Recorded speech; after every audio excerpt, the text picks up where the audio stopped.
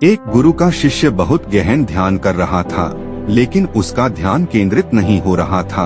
उनका मन सदैव विचारों से भरा रहता था।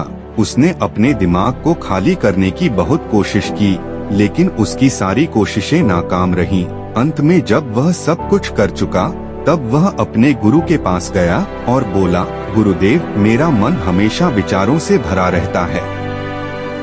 मैं एक जगह ध्यान केंद्रित नहीं कर पाता। जब देखता हूँ तो दूसरी चीज पर चला जाता हूँ, फिर तीसरी और चौथी चीज करता हूँ। मेरे दिमाग में हजारों विचार चलते रहते हैं और मुझे पता भी नहीं चलता कि ऐसा कब होता है। बहुत समय बाद मुझे एहसास होता है कि मैं क्या करने बैठा था और क्या सोच रहा था। हे गुरुदेव, मैं अपने दिमाग को विचारों से खाली करना चाहता हूँ। मैं चाहता हूँ कि मेरे मन में एक भी विचार न रहे। जब चाहूँ तभी विचार उठना चाहिए। गुरु ने कहा कि किसी भी समस्या का समाधान तभी होता है जब हम समस्या की जड़ तक पहुँचते हैं, समस्या को ठीक से समझते हैं और जानते हैं।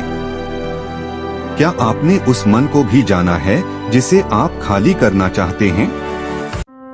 शिष्य ने कहा, गुरुदेव, मैंने मन को जानने की बहुत कोशिश की है, लेकिन जितना इसके बारे में जानता हूँ, यह उतना ही रहस्यमय होता जाता है। गुरु ने कहा, जाओ और छोटे छोटे पत्थरों से भरा एक घड़ा ले आओ। तब शिष्य छोटे छोटे पत्थरों से भरा एक घड़ा ले आया और गुरु के पास रख दिया।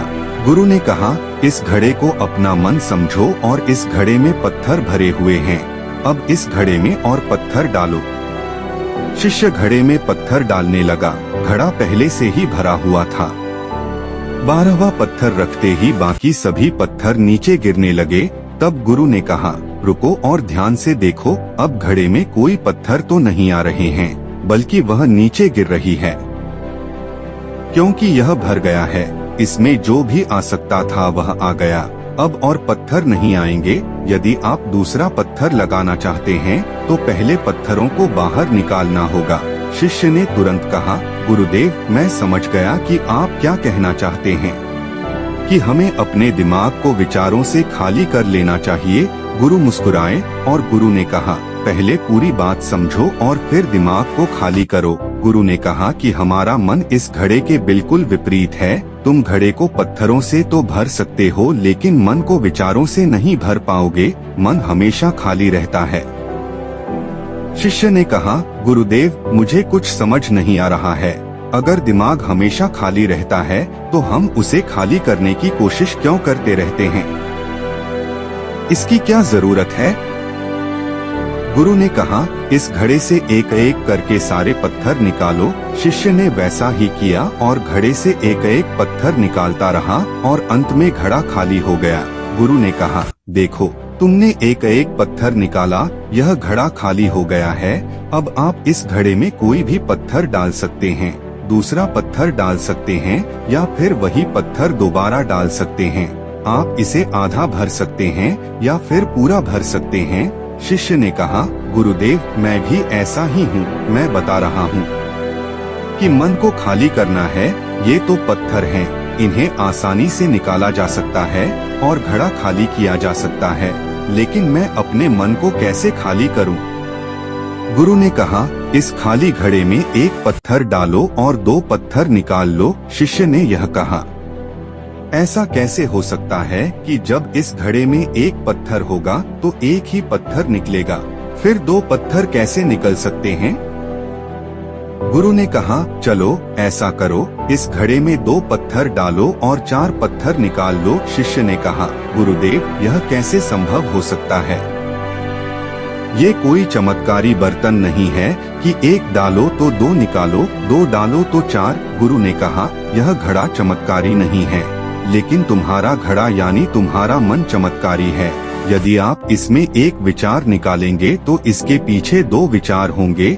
जब आप उन 2 विचारों को पकड़ते हैं तो उनके पीछे 4 विचार उभर आते हैं और वह खाली नहीं रहता। यह मन का भ्रम है कि सब कुछ है, लेकिन कुछ भी नहीं है। शिष्य ने कहा, गुरुदेव, आप जो कह रहे हैं वह मैं समझ गया, लेकिन क्या मैं हमेशा अपने विचारों के जाल में फंसा रहूंगा? क्या मन के भ्रम से बाहर निकलने का कोई रास्ता है? बिल्कुल नहीं। और जब आप उन 4 विचारों को पकड़ते हैं तो उनके पीछे 16 विचार उभरते हैं और ऐसा करने से विचारों की एक लंबी श्रृंखला बन जाती है और आप कहीं नहीं रुकते, एक के बाद दूसरे विचार को पकड़ते चले जाते हैं। यह मिट्टी का घड़ा पत्थरों के घड़े के समान है, भरा रहेगा, लेकिन आपका मन कभी नहीं भरता, वह हमेशा खाली ही रहता है। हमारा दिमाग भी एक विचार के बाद हमारे लिए हजारों विकल्प खोल देता है और हम एक मुख्य विचार को छोड़कर उन हजारों विकल्पों में फंस जाते हैं। शिष्य ने कहा, मैं आपकी बात अच्छी तरह समझ गया हूँ, लेकिन अब मुझे क्या करना चाहिए? मेरा मार्गदर्शन करें।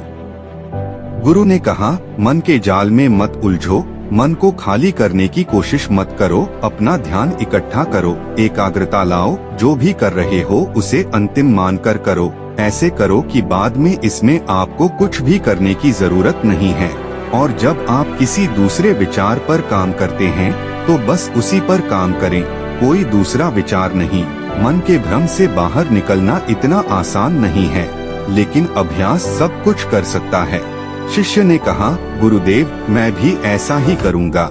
यह समझाने के लिए आपका बहुत बहुत धन्यवाद। हम सभी अपने दिमाग को खाली करने की कोशिश करते हैं, मन में उठते बैठते विचारों से परेशान रहते हैं। हम चाहते हैं कि ये विचार कहीं चले जाएं और हम शांत हो जाते हैं, लेकिन जितना हम इन विचारों से दूर भागते हैं, हम विचारों का उपयोग करते हैं कि वे हमें शांत करते हैं और वे आपके उन्हीं विचारों से जुड़े होते हैं जिन्हें आप छोड़ना चाहते हैं। इसलिए ये विचार इतनी शक्तिशाली हैं। जब आप सोचना ही नहीं चाहते तो आप शांत रह सकते हैं। यह तभी संभव है जब आप शांत रहने की कोशिश करना बंद कर दें और अपनी समस्या को हल करने पर ध्यान दें। ध्यान केंद्रित करें और समझें कि चिंता करने से नहीं बल्कि सोचने से समाधान मिलता है। गुरु ने कहा, इस मिट्टी के बर्तन को पत्थरों से आधा भर दो। शिष्य ने वैसा ही किया। फिर गुरु ने कहा, अब इन पत्थरों में से एक पत्थर चुन लो और उस पत्थर की एक छोटी सी मूर्ति बनाकर मुझे दे दो। मैं जानता हूँ कि तुम एक अच्छे कलाकार हो। जब शिष्य ने 11वां पत्थर निकाला और उस पत्थर को तराशना शुरू किया तो उसे एहसास हुआ कि यह पत्थर अच्छा नहीं है।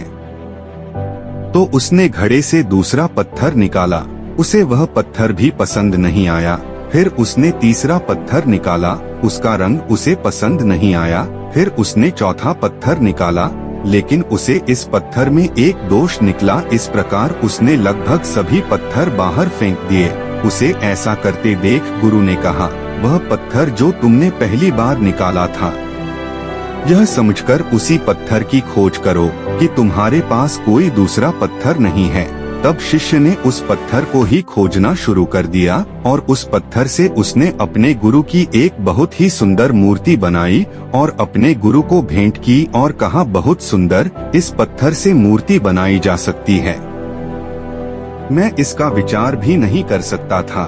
गुरु ने कहा कि जब कोई दूसरा विकल्प नहीं है तो हम अपनी सारी ऊर्जा उसमें लगा देते हैं और उसे सर्वश्रेष्ठ बनाते हैं। जब कोई दूसरा विकल्प है तो हम सिर्फ पत्थर चुनते रहते हैं। मान लीजिए कि मूर्ति नहीं बनाई गई है।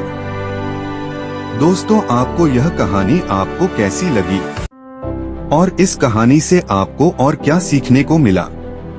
कृपया यह भी हमें कमेंट करके बताएं। साथ ही अगर आपको ये कहानी पसंद आई और ये आपके लिए उपयोगी लगी तो प्लीज चैनल को सब्सक्राइब कर दे।